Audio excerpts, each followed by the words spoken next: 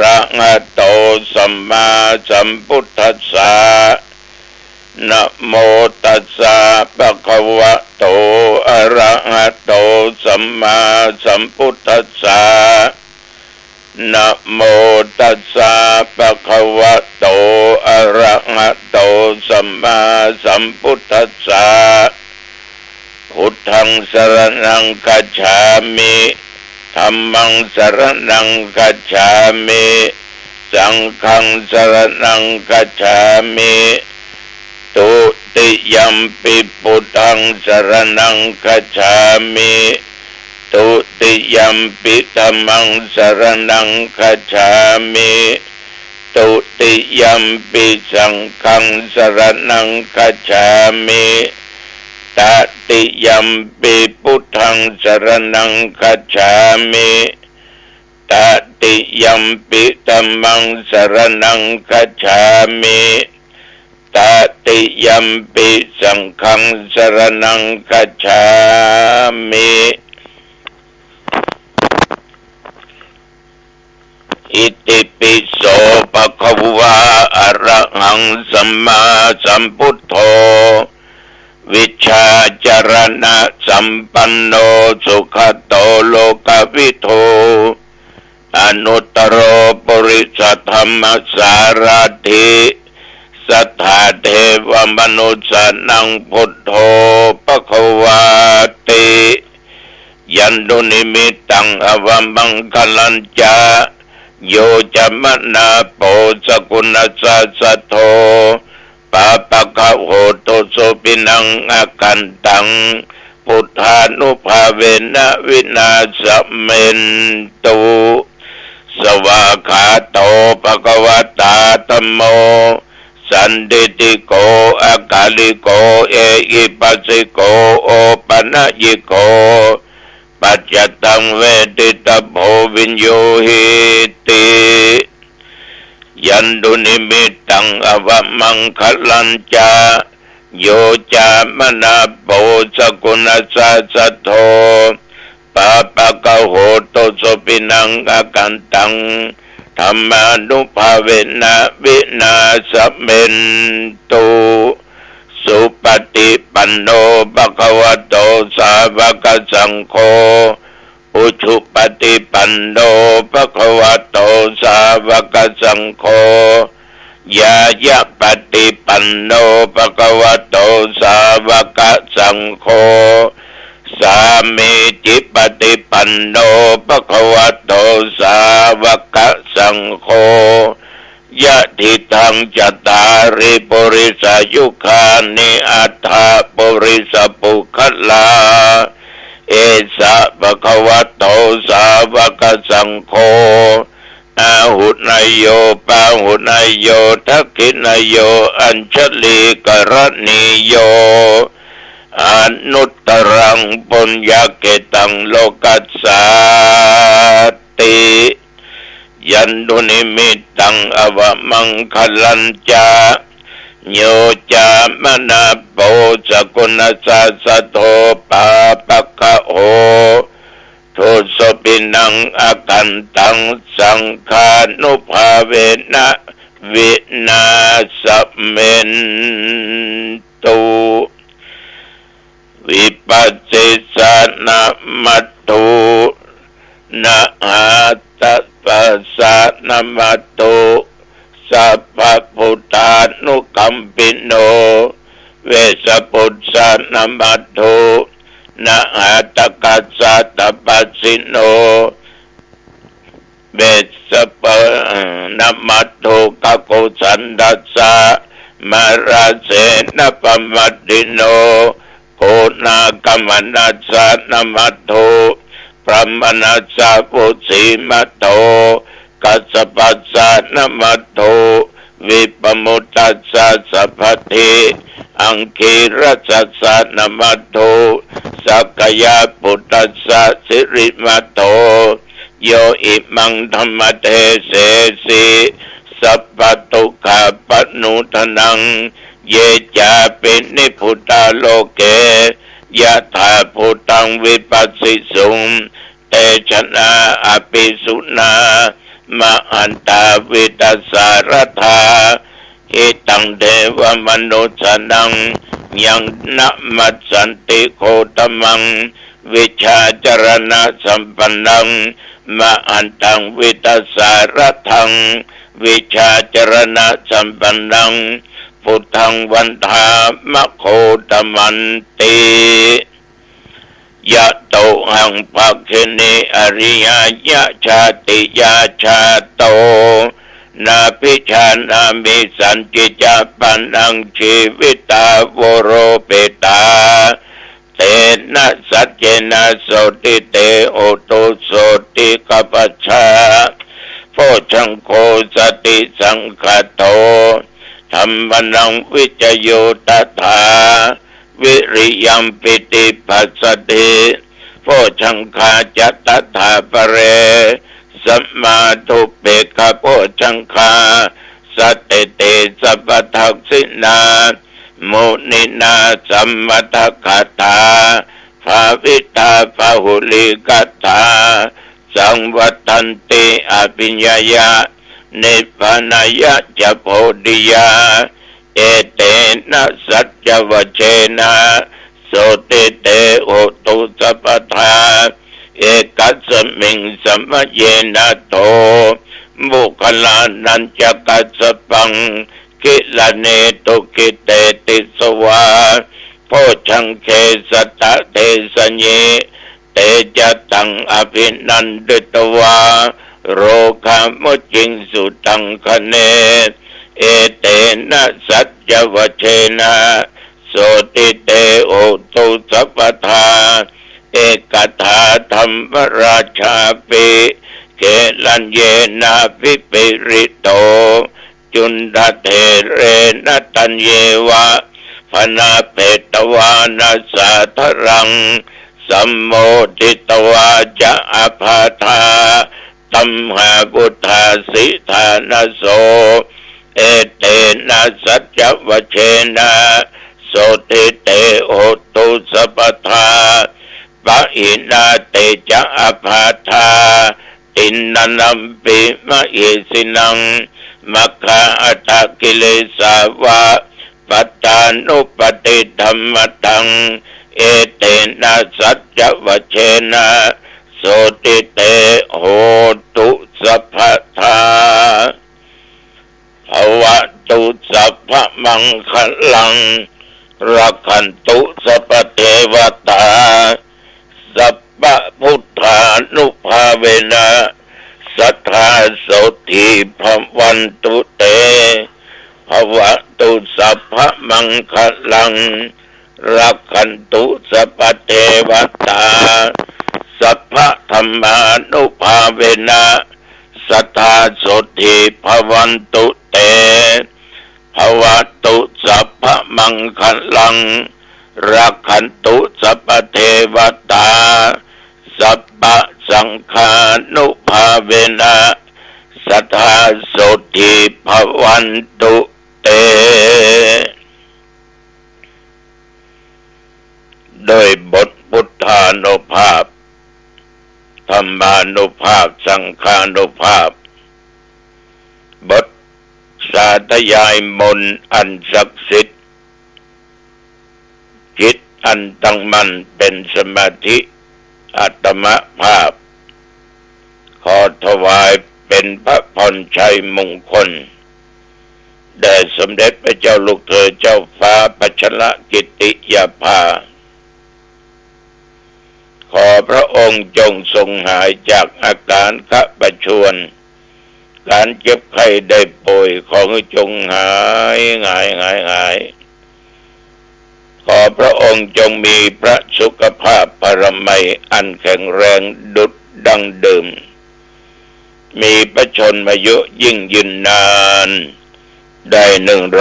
120 พระพรรษายิ่งขึ้นไปขอถวายพระพรกรมอุ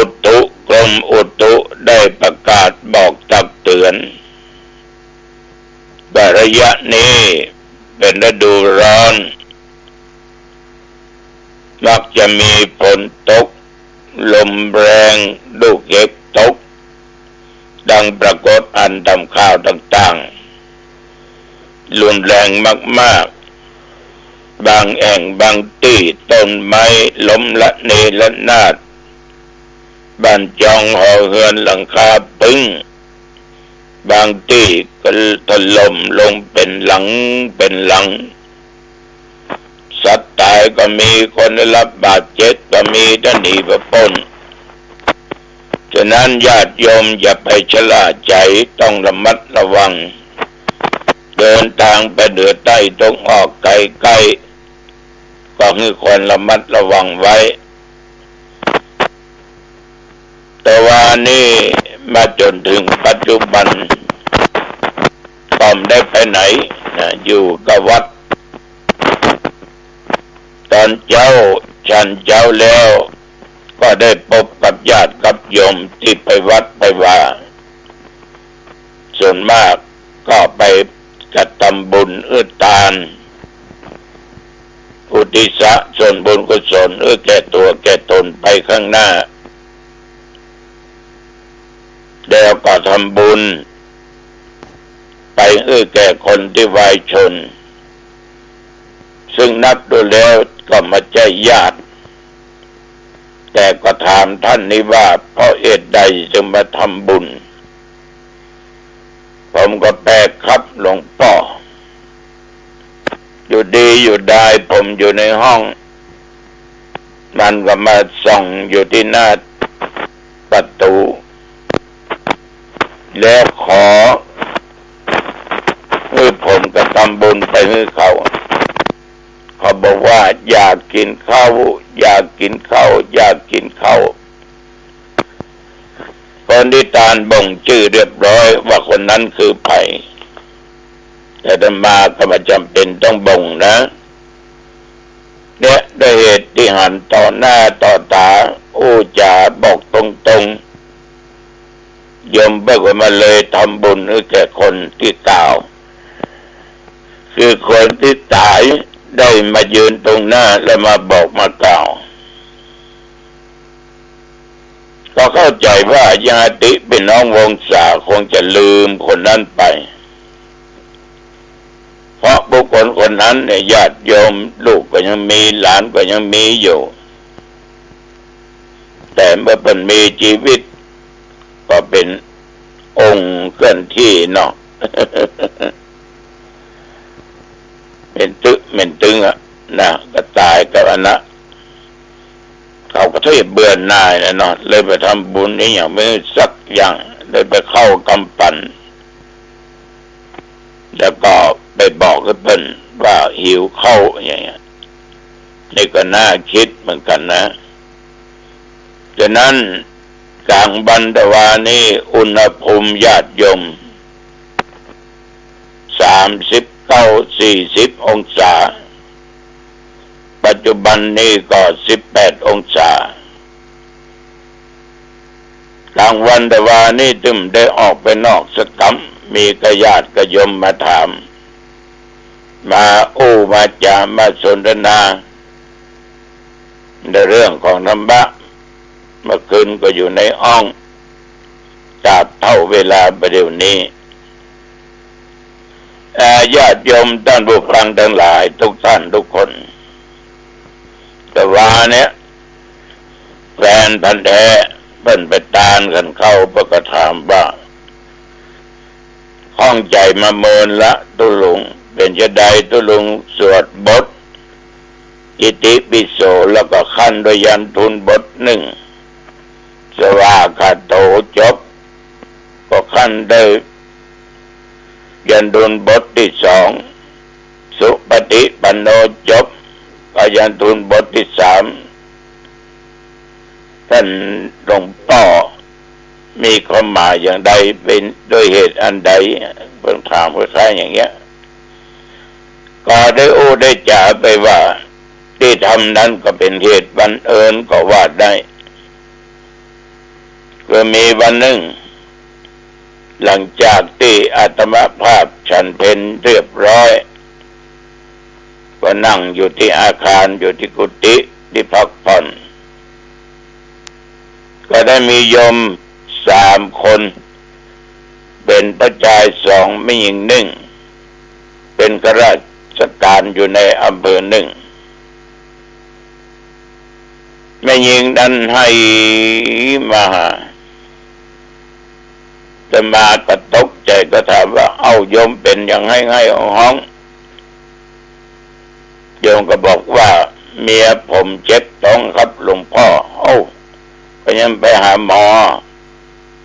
กัดอกเลยครับเอาไปหาหมออย่าไปครับไปมาหลายเตื้อแล้วครับมันตึงหายขึ้นจุกที่ลิ้นอกย่ำปอ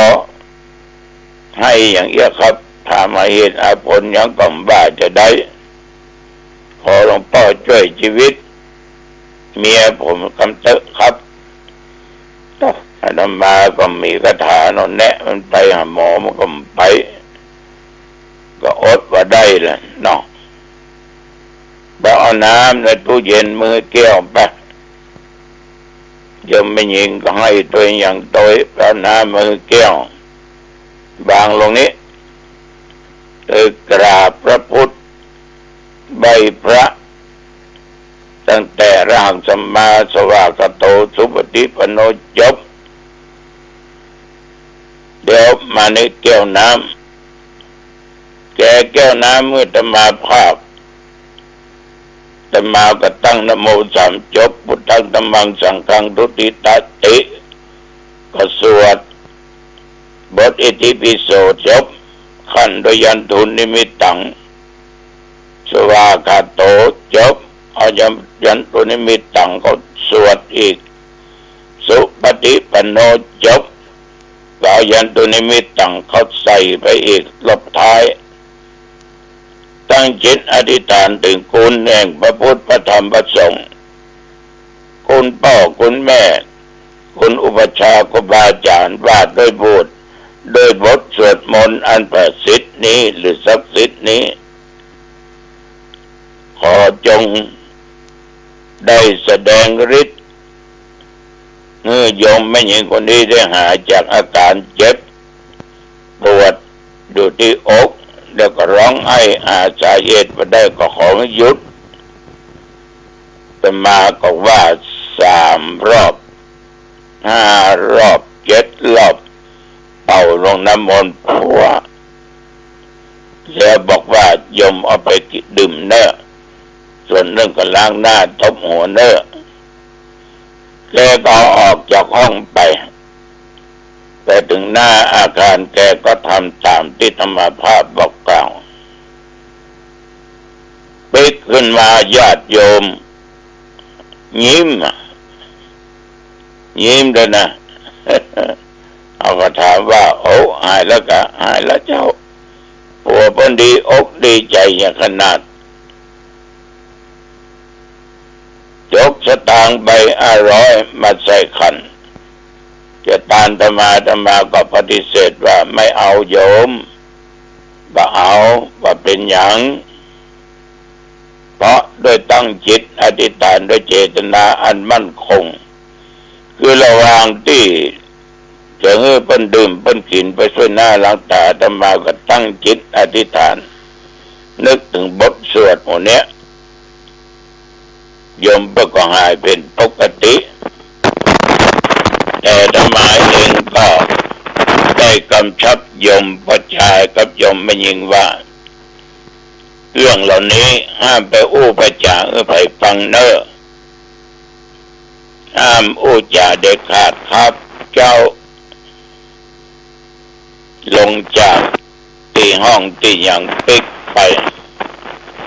ได้7-8 วันเนี่ยญาติโยม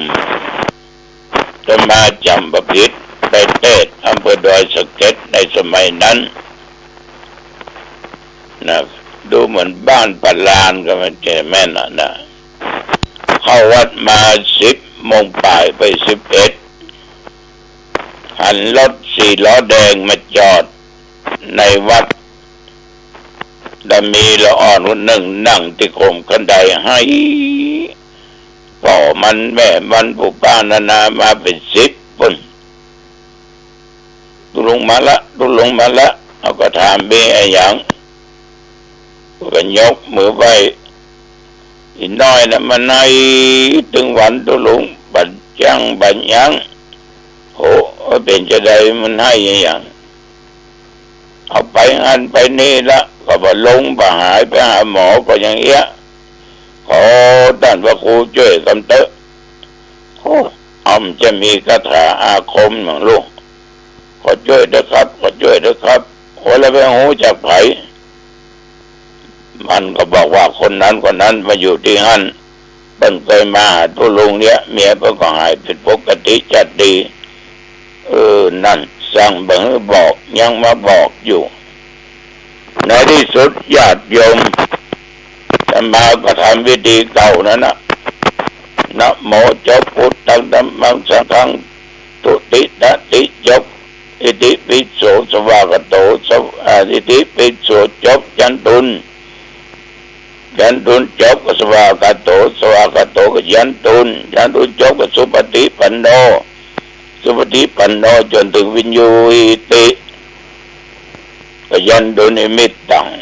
ตั้งจิตอธิษฐานบนเดิมขอบันได้หายจากอาการเจ็บไข้ได้ป่วยดังที่หันปรากฏอยู่นี่ก่อนไอ้น้องนี่จะกินก็คือไหว้พระนะไหว้พระก็คือกินแล้วก็ตบหัวเนออธิษฐานเอาเนอก็ไปทำดั้งเดิมอย่างที่โยมคนก่อนทำกินเหนียตบหัวเหี้ยเข้ามาดักเสร็จมาให้แล้วตาตุบยุบฮะเป็นจะได้สบายแล้วเจ้านะโยมทั้งหลายไม่สอดตาโกยหรือว่าจะด้วยจิต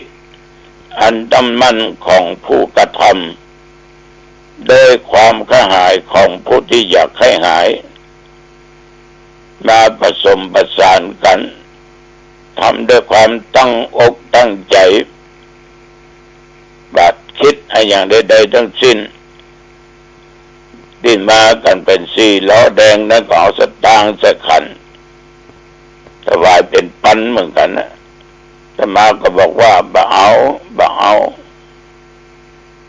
แต่มาทำด้วยความตั้งอกตั้งใจแต่ห้ามไปอู้คนอื่นเนอะปอเนอะเรียเนอะญาติโยมก็ยังได้ทำอยู่ในที่สุดมาก็ไม่อยากจะทำสิ่งเหล่านั้นเพราะไม่อยากจะไปหลอกลวงไผจุไผนี่เขาก็ไม่ได้หลอกได้ลวงเขาก็บทพุทธคุณธรรมคุณสังฆคุณบทยันตุนถึง3 บทมาสวดเนี่ยเราเอาไม่ออกสิ่งที่เป็นบทสวดมนต์เนี่ยเราตั้งอกตั้งใจด้วยจิตเมตตาอันสูงเนี่ยมันก็เกิดพลังเกิดบุญเกิดพลังสามารถจะสำเร็จผลได้ในสิ่งต่างๆที่เราคิดไว้แล้วก็ต้องมีศรัทธาคือความเชื่อภาษาตะความเริ่มใสฉะนั้นสรุปได้ว่าบทนี้เพราะอาตมาได้ใจกับผู้ป่วยมาแล้วก็ได้ผลแต่อย่างใดก็ตามญาติโยมท่านผู้ฟังน่าจะเหมือนเก่าเหมือนเดิมนะเขาก็บอกว่านะบางครั้งก็ไม่สอดตาโกยก็ดังที่เก่าก็ตนเนอญาติโยมเนอสู้ต่อไปเนอชีวิตถึงเศรษฐกิจจะย่ำแย่แต่จะไปตัวเองได้แย่โดยไปเนอสู้เนอวันพูดพระกันที่เทศบาลหนองพึ่งสลับพีเนอพอออกไม่ออก9 โมงป่ายนะกินก็ง่ายแล้วพระกันที่เทศบาลหนองพึ่งอายุวันโนสุขังพลังปกกันไว้โอกาสหน้าเจริญพร